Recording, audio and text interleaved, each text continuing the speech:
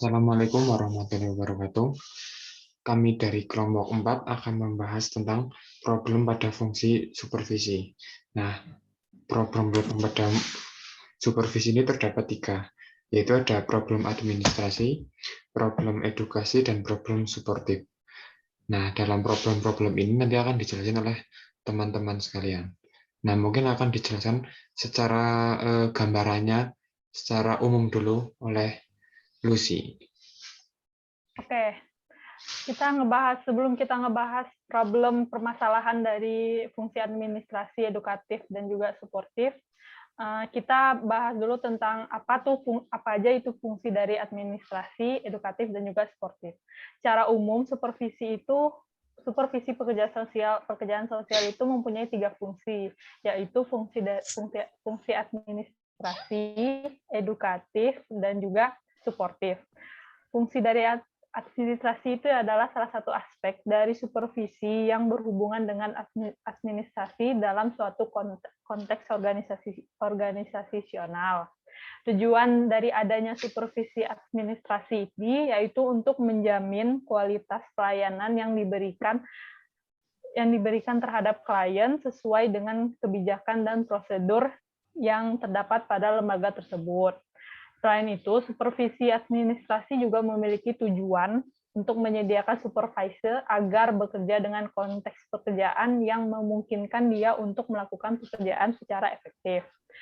Yang kedua, ada fungsi edukatif, merupakan salah satu aspek dalam supervisi yang berkaitan dengan pemberian proses, pembelajaran, dan penguatan dari seorang supervisor kepada supervisi.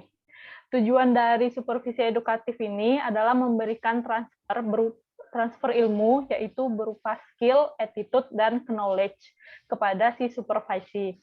Selain itu, dalam supervisi edukatif ini, seorang supervisor pun harus berperan dalam mengajarkan serta memberikan pengembangan dan keterampilan profesional yang berkelanjutan terhadap supervisi itu sendiri. Fungsi yang terakhir yaitu fungsi dukungan atau suportif, yang merupakan salah satu aspek dari supervisi yang berfungsi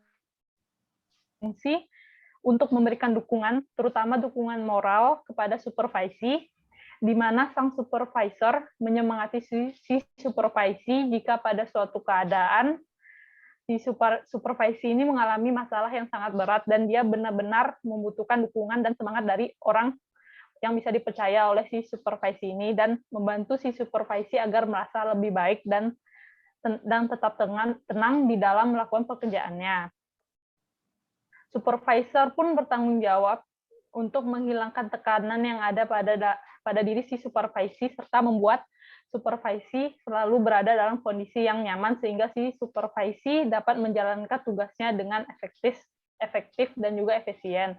Berikut tentang fungsi-fungsi dari administrasi edukatif dan dukungan. Selanjutnya kita akan ngebahas problem dari fungsi-fungsi tersebut. Dilanjutkan oleh kawan saya, Rehan. Baik, terima kasih. Sebelumnya saya izin nambahin terkait sebelum ke problem, saya mau nambahin khususnya di lembaga pelayanan sosial itu apa sih fungsi dari administratif supervisi. Nah, adapun sebagai berikut. Yang pertama itu di fungsi rekrutmen dan seleksi staf, yang kedua ada perkenalan dan penempatan staf, terus ada juga perencanaan kerja, ada juga penugasan kerja. Nah, di penugasan kerja ini tentu juga banyak tahapan-tahapannya ya, seperti memahami kriteria penugasan, mempertimbangkan untuk tugas-tugas yang memang terkait gitu ya. Terus ada juga jenis penugasan, stimulus, kesesuaian latar belakang staf dan klien. Kemudian fungsi yang lain itu ada pendelegasian kerja, ada juga monitoring, pengkajian, dan evaluasi pekerjaan. Ada pula fungsi yang lain, yakni fungsi koordinasi dan fungsi komunikasi. Semuanya itu tercantum di fungsi administratif, khususnya di layanan sosial gitu ya. Selanjutnya masalah-masalah yang kerap dihadapi di dalam melaksanakan fungsi administratif itu sendiri. Nah, hal itu tuh wajar terjadi dalam satu lembaga sosial gitu ya. Di antaranya itu masalahnya, yang pertama ada masalah yang berkaitan dengan kewajiban supervisor sebagai perwakilan lembaga, yakni yang pertama itu ada inkompetensi staf dalam melaksanakan tanggung jawab, sehingga lembaga layanan sosial yang diwakili oleh supervisor mendapatkan keluhan dalam penerimaan layanan. Jadi si staf-stafnya itu kayak kurang kompeten kayak gitu. Terus yang kedua ada juga isu malpraktek yang berpotensi merusak lembaga sehingga membutuhkan investigasi menyeluruh atas kinerja staf. Kemudian masalah yang kedua tuh acap kali berkaitan dengan kewenangan dan kekuasaan, power gitu ya. Supervisor ketika melaksanakan fungsi pengawasan telah menerima mandat lembaga sosial. Namun prakteknya tuh kayak kayak disalahgunakan seperti itu. Mungkin seperti itu dulu. Yang problem-problem yang lain akan dibahas oleh rekan-rekan yang lain. Dipersilahkan.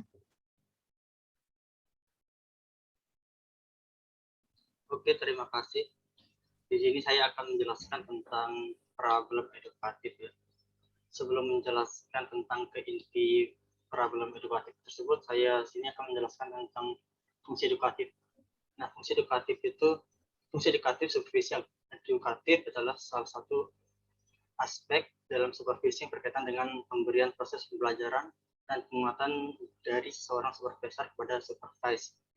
Seperti yang telah dijelaskan oleh Mbak Lucy tadi ya, tujuan dari supervisi edukatif ini adalah memberikan transfer ilmu yang yaitu skill, attitude, dan knowledge kepada supervise. Selain itu, dalam supervisi edukatif ini, seorang supervisor pun harus berperan dalam mengerjakan serta memberikan pengembangan keterampilan profesional yang berkelanjutan terhadap supervise itu sendiri. Pelaksanaan fungsi edukatif ini diantaranya adalah dengan memberikan pelatihan untuk meningkatkan pengetahuan dan keterampilan pekerja sosial, terutama sekali apabila terdapat teknologi baru yang dibutuhkan agar proses intervensi terhadap klien dapat berlangsung lebih efektif. Fungsi edukatif ini memang lebih cenderung untuk memberikan penguatan terhadap pekerja sosial dari sisi pengetahuan dan keterampilan. Dan sesungguhnya pada saat bersamaan juga dilaksanakan penguatan terhadap nilai-nilai profesionalitas saat bekerja bersama dengan klien. Dalam penelitian Sains 1980 juga menjelaskan bahwa sekitar 75 casual workers sangat mengandalkan in-service training dan supervisi untuk meningkatkan pengetahuannya. Melalui hasil penelitian ini, maka edukasi menjadi sangat penting untuk membangun kerangka berpikir yang dibutuhkan di dalam praktik. Semakin ahlinya supervisor untuk menyelesaikan pekerjaan, tentunya saja berimplikasi terhadap supervisor itu sendiri, yaitu mengalami kepuasan karena telah mengembangkan profesionalisme supervisor dan mendapatkan kepuasan karena telah berbagi pengetahuan dan keterampilan tentang ilmu pekerjaan sosial kepada supervisor. Nah, selain itu, kegagalan supervisor dalam melaksanakan fungsi edukasi ini juga dapat mengarahkan kepada kekecewaan supervisor karena supervisor dinilai gagal dalam memberikan penilaian atas kinerjanya, sehingga supervisor tidak mengetahui apakah pekerjaan sudah benar atau terdapat kekeliruan. Oke, intinya secara ringkas terdapat beberapa hambatan yang mempengaruhi efektivitas edukasi supervisi, yaitu problemnya yaitu yang pertama, pemahaman terhadap materi supervisi terkait dengan pengetahuan dan keterampilan yang diberikan. Nah, supervisor yang harus melaksanakan fungsi edukasi dituntut untuk memiliki pengetahuan, yaitu baik terkait dengan materi pelatihannya yang disusun di dalam kurikulum.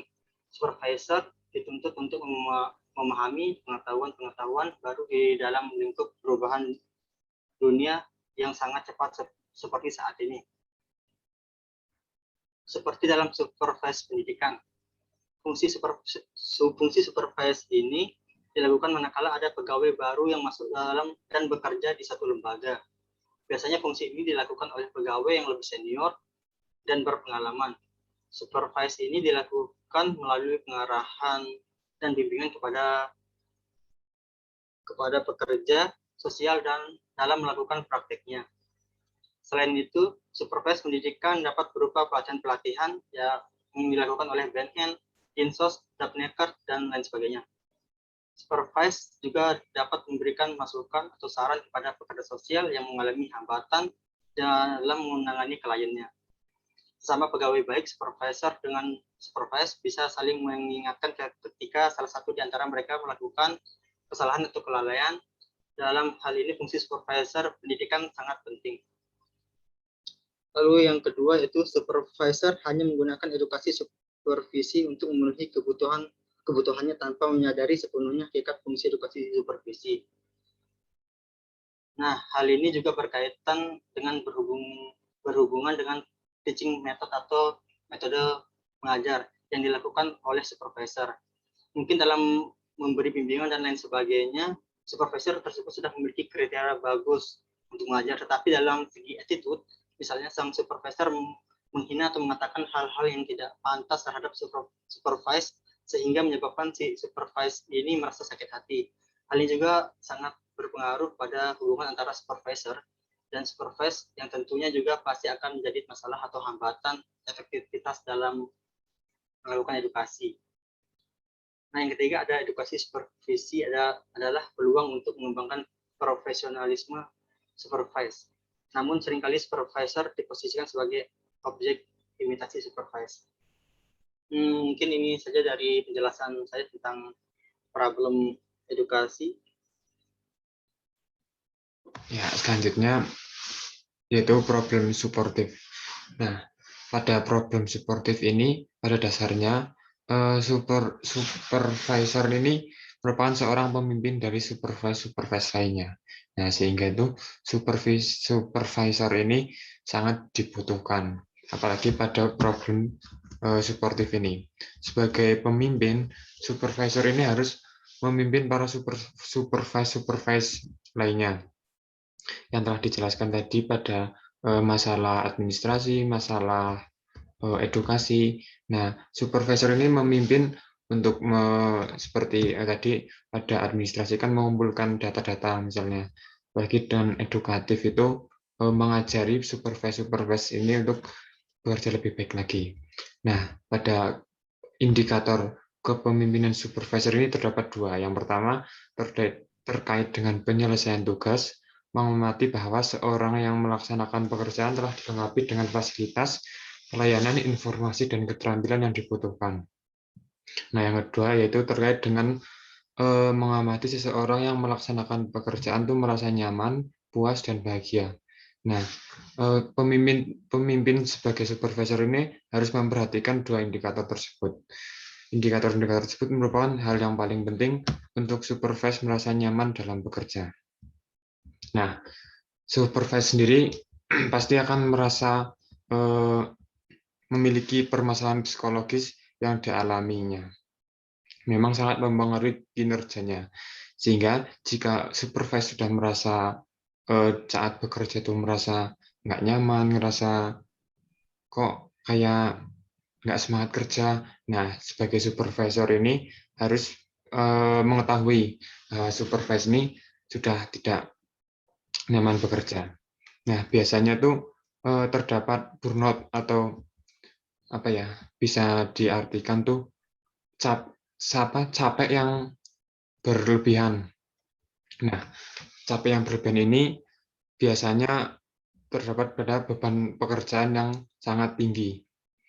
Nah, beban pekerjaan sangat tinggi itu biasanya ada tekanan pada apa ya, misalnya itu kayak deadline terlalu banyak, tugasnya terlalu banyak, yang sehingga menekan supervisor sendiri, sehingga dia merasa capek. Nah, keadaan supervisor ini memudahkan untuk mengidentifikasi ketika supervisor telah mengalami burnout.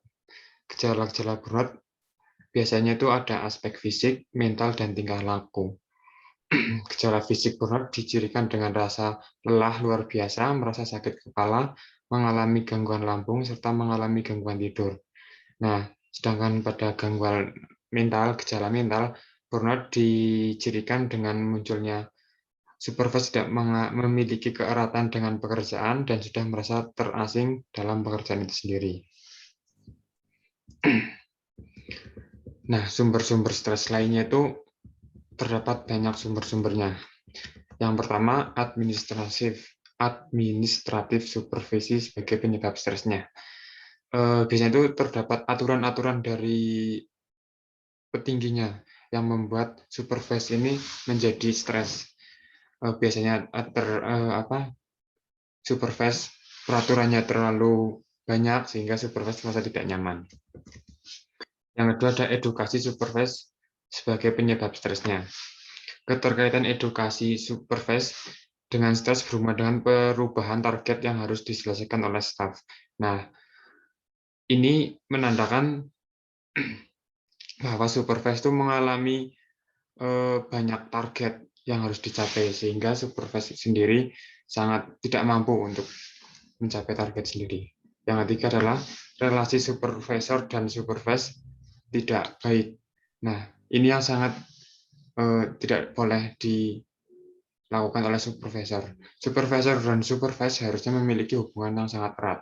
Karena jika hubungan sangat erat ini akan menambah kinerja kerja para supervise sendiri.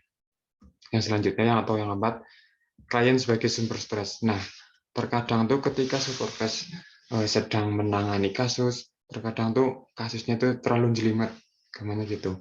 Nah, pada terlalu jelimet ini membuat supervise sendiri tuh kayak beban banget karena kasusnya itu sangat berat sehingga harus banyak advokasi ke berbagai pihak. Nah, ini tuh membuat supervise sendiri tuh sangat lelah. Nah, ini yang sangat bisa membuat stres supervise. Yang selanjutnya adalah konteks lingkungan tempat pelaksanaan tugas. Nah, terkadang supervise itu tidak merasa nyaman ketika sedang menyelesaikan sebuah kasus. Karena terkadang kan ada salah satu contohnya tuh seperti pekerja sosial yang bekerja di rumah sakit. Nah, pada era sekarang kan banyak COVID. Nah, ini tuh membuat supervise sendiri itu tidak nyaman karena kan takut bisa tertular COVID dan sebagainya. Nah, itu membuat lingkungannya itu membuat stres supervise sendiri. Yang selanjutnya ada organisasi sebagai sumber stres. Nah, itu tuh sama aja seperti lingkungan kerjanya. Nah, terkadang kan ada organisasi-organisasi pekerja sosial yang diikuti. Nah, terkadang pada organisasi tersebut kan ada peraturan, ada acara, ada event. Nah, itu terkadang tuh bisa membuat stres supervise sendiri juga. Nah, untuk mencegah stres dapat dikurangi dengan kinerja efektif supervisor pada saat melaksanakan fungsi administrasi supervisi ini di tahap memperkerjakan dan memperempatkan staf.